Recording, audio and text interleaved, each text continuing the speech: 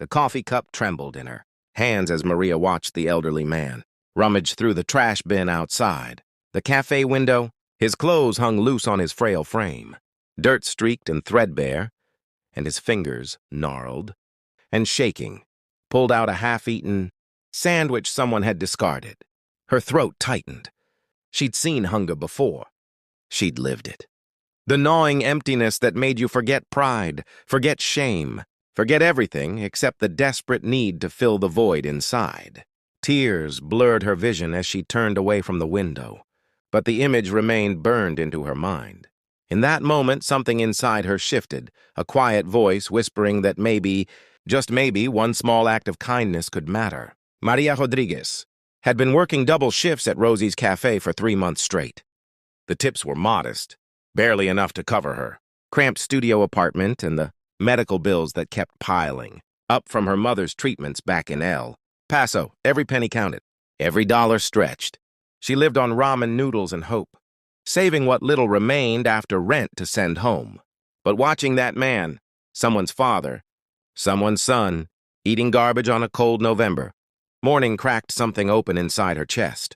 Table 7 needs a refill, her manager, Tom, called out, snapping her back to reality. Maria wiped her eyes quickly, grabbed the coffee pot, and moved through the familiar rhythm of her shift. But her gaze kept drifting to the window, to the man now sitting on the curb, shoulders hunched against the bitter wind. During her break, Maria made a decision that would have seemed reckless if anyone knew how little she had.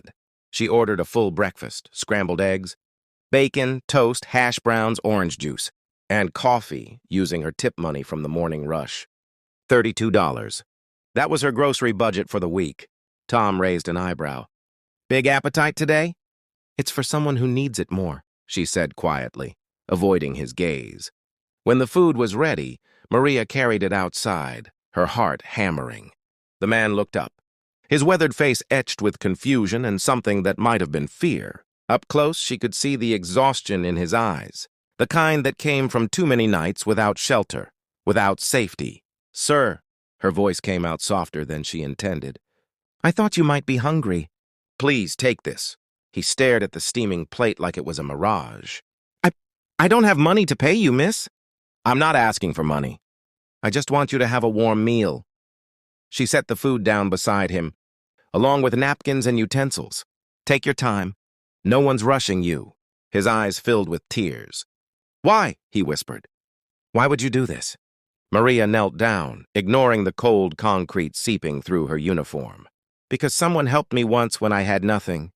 Because kindness doesn't need a reason. She smiled gently. Enjoy your breakfast, sir.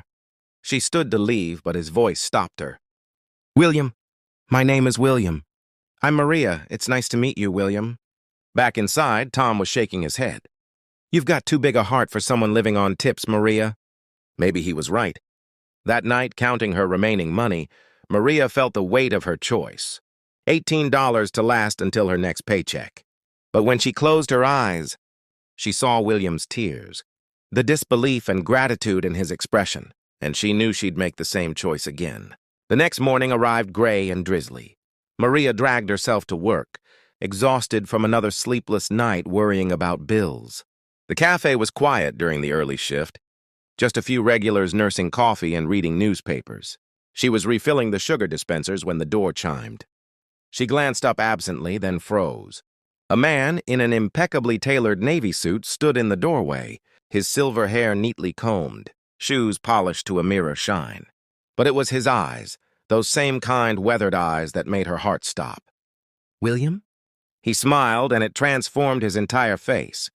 Hello, Maria. She couldn't move, couldn't speak. The homeless man from yesterday looked like he'd stepped out of a corporate boardroom. Tom appeared from the back, his expression shifting to the practiced hospitality, reserved for clearly wealthy customers. Good morning, sir. Welcome to Rosie's. I'm here to see Maria, actually, William interrupted gently. Is there somewhere we can talk privately? Tom's eyes widened, darting between them. Maria, take your break. Use the back office.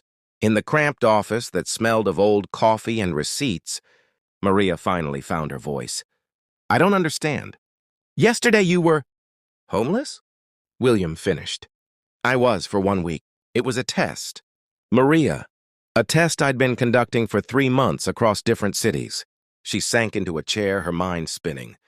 A test? William's expression grew serious. 6 months ago, I lost my wife to cancer. Margaret was the kindest person I'd ever known. She volunteered at shelters, fed the hungry, saw humanity in everyone. When she died, I felt lost. I'm a wealthy man, Maria. I own a chain of hotels across the Southwest. But I realized I'd spent so much time building an empire that I'd forgotten. What Margaret tried to teach me. That wealth means nothing without compassion. Tears streamed down Maria's face as he continued. So I decided to find people like my Margaret. People who give even when they have nothing. People who see others, really see them when the world looks away. I've been to 11 cities, spent time on the streets in each one. Hundreds of people walked past me. Some threw change. Most ignored me. But only 3 people, 3 Maria, treated me like a human being. Like I mattered. You were one of them. I just bought you breakfast, she whispered. No. His voice was firm but gentle. You gave me dignity. You knelt down to meet my eyes. You used your grocery money, yes. I heard you telling your coworker to feed a stranger. That's not just kindness, Maria. That's who you are. He pulled an envelope from his jacket pocket. I own the Hartwell Hotel Group. I'm opening a new boutique hotel here in the city, and I want you to manage it. Full benefits, salary, housing allowance. But more than that, I want you to help me create a foundation in Margaret's name. A foundation that helps people like I pretended to be, run by people like you, people who understand that compassion isn't charity. It's humanity. Maria couldn't breathe. William, I'm just a waitress. I don't have experience. You have something more valuable than experience. You have heart. I can teach you business. I can't teach what you did yesterday. He placed the envelope in her hands. This is a contract. Take your time, read it, think about it. But know this, the world needs more people like you. Maria. People who choose kindness even when it costs them everything. Later that night, back in her studio apartment, Maria called her mother. Through tears, happy tears, disbelieving tears, she told her the story. And as she looked at the contract promising a salary that would change both their lives, she thought about the strange, beautiful mystery of kindness, how a $32 breakfast had opened doors she never imagined existed, how treating someone with dignity had somehow saved her. But mostly she thought about William and Margaret, about love that transcends death, about compassion that builds legacies. Sometimes the smallest acts of kindness create the biggest ripples. Sometimes seeing someone, really seeing them, changes everything. And sometimes when you give what little you have, the universe gives back in ways you never dreamed possible. Maria started at the Hartwell Boutique Hotel 6 weeks later. And on her first day, she made sure the staff cafeteria always had extra meals, just in case someone somewhere needed to know they mattered. Because kindness, she'd learned, was never about what you had. It was about who you chose to be when no one was watching. When it cost you something, when it would have been easier to look away. And that choice, Maria knew now, made all the difference.